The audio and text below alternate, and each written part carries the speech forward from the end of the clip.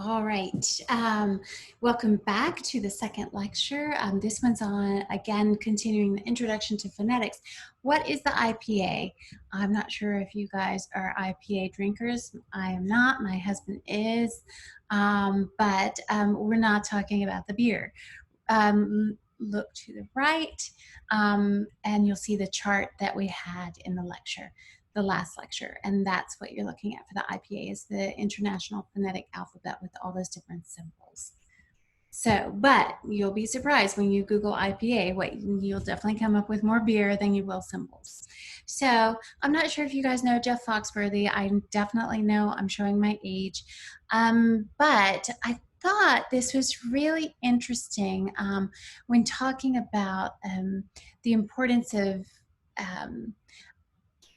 understanding how to hear sounds as speech language pathologists. So we know, if I want to say, let's go back to the sentence that I used in the last lecture, I want some cookies. That if I'm going to be very precise, I'm going to say, I want some cookies, right? But I'm not going to say that to my family. That's not how I speak on a normal basis. I might say, I want some cookies. That's a lot harder to transcribe, and what that's called is co-articulation, and it's sort of the impact of the words on each other. So the sounds get changed because of maybe the sound in front of it or the sound afterward. I felt this a lot when I was overseas.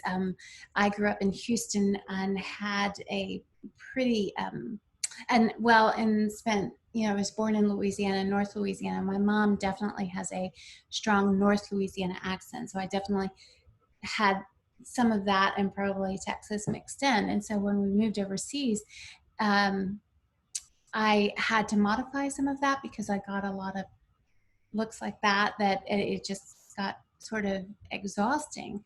And so what you find is that when you're working with clients from different countries, they're going to produce sounds very differently. When I worked as a speech pathologist in Australia, I needed to modify the way I produced my vowels, the way I produced, R's. R's are very different. I needed to modify that so that I was supporting their Australian accent and not changing their vowels to sound more American. Although I will tell you, I had a mother who swore to me that I saw her child for 30 minutes a week, that's it, that she knew he had had speech because he would sound American, like when he came home that day. And I'm not exactly sure how that 30 minutes, I've never been that powerful as a speech pathologist, but how that 30 minutes with me would make that impact. I think it might have had to do with all the American TV shows that, are worldwide, but it was kind of a nice thing for her to share. But anyway, so we want to think about what we're hearing, not precise speech. And as you can hear from this little clip, you get a good sense of how sounds are changed into something that that are very imprecise and can make the job a little bit tricky. Let's listen to a little bit of this. All right, so you can see how in the South in particular, we can blend things and blend phonemes in that you don't really expect to turn into, you don't really expect those sounds to go together and do that to each other, but we get this rhythm, and it's called a dialect. So, or an accent, depending. So that's something that we'll talk a little bit more about when we go into the cultural module. But we need to be aware as speech pathologists we need to be aware of those differences, and we need to know how to transcribe, again, what we hear, not what they're saying. So he says, with ya, did ya? I can't even do it. With ya, did ya? You don't need to transcribe it exactly as how you would spell it out. You need to transcribe with ya, did ya. So that can make it a little bit tricky. So how do we do that? Well, we have this magical thing, not so magical, actually called the phonetic, the IPA. So these are the consonant sounds of English, and this is sort of a basic chart just to kind of help you understand how the sounds are organized on the chart. Now you have the chart in your book. Let me see if I've got it handy. I think it's in chapter 2. Let's see, I need to mark that. Nope, page 17, yes, chapter 2. So it looks like that. That's going to be, you need to mark that. I need to mark that. In my old textbook, it was on the inside front cover and it was great. So, but we need to have that handy while we're learning. So let's talk about the consonant sounds of English. The IPA chart is organized by the placement, by several different categories. So place, voice, and manner are the things that we're thinking of when we think of consonant sounds. So, and when we write the phonemes in transcription, we use something called virgules or slashes. I'm going to stick to slashes. It rolls off the tongue just a little bit that easier, but you know, the backslashes that you use. So we use those when we're doing broad transcription. And then we use brackets for narrow transcription, and I'll show you what we'll go on to narrow transcription in just a bit. So let's talk about this chart. We have, if we're going to talk about manner first, then look at we have the manner on this section. That whole column tells you if it's a stop, it's a fricative, an affricate, a nasal, a liquid, or a glide. That's the manner, how the sound is produced. These words don't have to make sense to you right now. It's just sort of helping you understand the organization of the chart. We also categorize sounds by voicing. Is the voice on? That would be voiced. Or is the voice off? That would be voiceless, okay? The final one is place, and that's a much larger, or it's divided more precisely. So the way the chart is organized is, think about a profile or the lateral view, and we're starting at bilabial. So bilabial sounds like p, m, w, and then we're going to move back to labiodental, so that's your lips and your teeth with the f and the v sound right there. And then we move to lingua, that's your tongue, and dental, that's your tongue and your teeth. So that's your, right? There's a with the voice off, and then, well, you can't actually hold a voiced th, but that's what this symbol is here. Then let's move further back. We're still right there at the front of our mouth. We're going to move to the lingua alveolar, lingua meaning tongue, and alveolar is the alveolar ridge. It's that part right behind your teeth. So say the t or the o and feel where your tongue is. That's the alveolar ridge. So that's where the t, d, s, z, n, o, those sounds are made there. Then we're going to move a little bit further back at the lingua palatal place. Lingua, what is lingua again? It's the tongue and the palatal, so that's up against the palate. And those sounds, those are the tricky ones because those are symbols that you're probably not familiar with. But this first one is a sh sound. This second one, turn the voice, say a sh, but turn the voice on. So put your hand on your throat and see if you feel the vibration. That'll help you. So say it, let's say the sh sound first. Put your hand on your throat. Sh. Shouldn't feel a vibration because your voice is off. Now say the sh and turn your voice on. Zzz. Okay, so that's the cognate for that sound. Then let's go for the voiceless again. Ch. Do you feel any vibration? You shouldn't, because you should turn your voice off. Now let's turn your voice on and you get the j. So then we go to the and this says j, but it is a ya in IPA. So that one can be a little bit confusing. Just be aware of that one. I still see clinicians making that error, and I do it as well. And then let's move further back in the mouth. So we're talking about the velar, which is the back of the velum, right? And it's usually the back of the tongue. So we're talking about the k and the g So again, voiced and voiceless, the voiceless k, and then turn your voice on, g. And then we go down to nasal. So some of the sound is going to come through the nasal cavity, ng. That's the ng sound, ng, swinging, okay? And this is a different kind of W that, like that hua, that you don't hear very much in standard American English. Then we're going to move all the way back to the glottal region. Now this is more the ha sound that you might hear in Arabic or in French.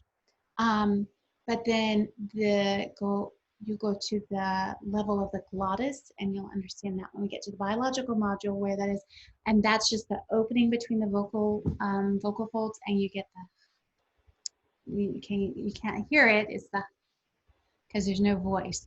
And I'll explain a little bit about that when we get to that unit. So that gives you an idea of the place, voice, and manner. Those are the three components that are the most important for understanding consonants, okay? So then, what do I want you to do before we go on to that? I want you, without rewinding the video, since I've gone over some of these, see if you can find, see if you can match some of these symbols to the sound. So I may have cheated and helped you too much on that, but see if you can do it without watching the video. Okay, next one. So this is the vowel quadrilateral. So it's a different chart just focusing on vowels. And again, it's, if you think about it from the lateral view, you've got, that's the angle you're going at. So the, let's see, the, that's the front of the mouth, and these are the sounds that are where the tongue is high, right? Now, what's helpful with this one, and you'll understand this later as we start learning about the vowels, but that shaded area tells you what vowels are lax, and then if they're not in the shaded area, it tells you it's a tense vowel. And that's going to be really helpful because that's a hard thing to hear for even for experienced clinicians. So that gives you like that first, the small I here is an E sound. So say that E. So the tongue is up high in the front of the mouth, right? So that's why it's up there. Now, if we go down to this one, this is an I, but it is an I. So you say E, I, E, I. You can feel how the tongue moves down just a bit. Then we'll go to A. Why is the E, the letter E, why does that symbolize an A sound? I don't know, and it drives me crazy, and it's really confusing. But that's what it symbolizes. So A, try that A. So you've still got the tongue's maybe mid-range in the mouth, but it's still at the front. And then eh. So it's starting to go down. And then this one is ah. Okay, let's say those three together so we can kind of feel the tongue go from high to low. E, I, A, ah. Very minute differences, right? Let's go from front to back. E, oo. Okay, so then you've got the back of the tongue up here, but it's still high. Ooh. This one, I,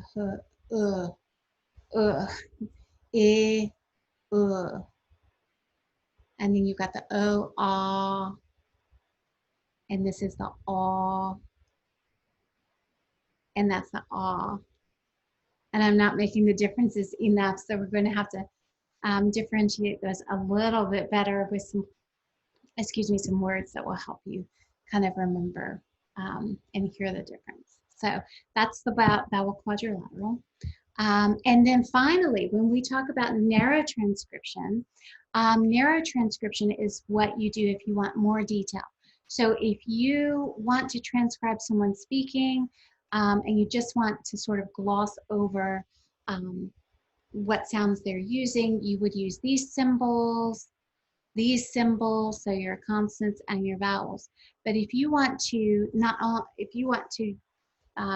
really get another level of detail, and you can talk about how Maybe they produced the sound, but they dentalized it so it came out. So they didn't say a t first. So writing down a t would be wrong. You would write the S and then you would put this little bracket there. We're going to talk all about that later on in the clinical section. So you don't need to worry about that. Just know that it exists. Now, finally, there are variations in practice. Whoops. And there were, I did have a PowerPoint with some different letters in here, so I'll make sure I get that handout to you. But basically what that is, so the variations in practice have to do with the R and vowelized R. So I was taught that an sound like sweater would be, you would write that with the schwa. Unfortunately, I can't show you the schwa because I opened the wrong PowerPoint. But you'll see that on your handout. So it's the E with the, how about we do it this way? I can just write it for you. Give me a second though. I'll have to share my iPad with you. So linguists and speech pathologists do this a little bit differently.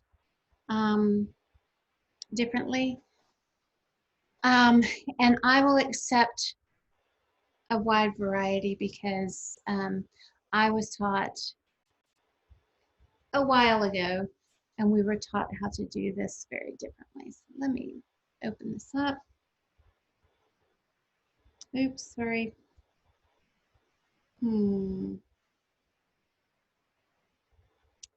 Okay, and my iPad's taking just a little bit of time.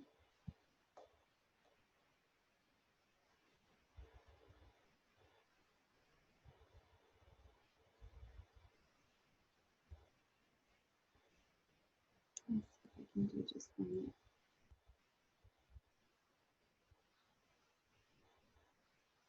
There we go. Sorry about that. All right, so if we're going to do the schwa, so it would look like that, something like that, an E, right? So if I were to say, oops, I might write bear for the word bear. But I could also write it, let's see, bear. Okay, and that's if you go back to, well, I can't pull that up and share the screen. So if you go back to the vowel quadrilateral, though, look back a couple of slides on your handout, then you can see that E sound, and then you just have the R. So you can do that way as well. Now, honestly, both of those are not exactly as precise as they should because this R actually represents the Spanish R. And there's the trilled R and the flapped R, and I can't remember how you differentiate the two of those symbol-wise. So really, when you're writing the R, so let's try Bayer. You should do an upside down R for that. That was completely new to me. So the book talks about it. You are welcome to kind of get in the habit of doing that. I mean, it's precise. It's, you know, more correct than the other two, but the other two are perfectly acceptable. Turns out in every field there's something that becomes a major issue that people, you know, have very good reasons for why it should be this way or why it should be this way for this class. So I'm not going to solve that disagreement for this class. So you can do the R's when we get to that. We can talk about all three of those options. But just so you know that there are variations in practice. So that is all I've got for today. So I think that's it for lectures for this week. Work through the rest of your materials and I'll see you on Thursday. Bye.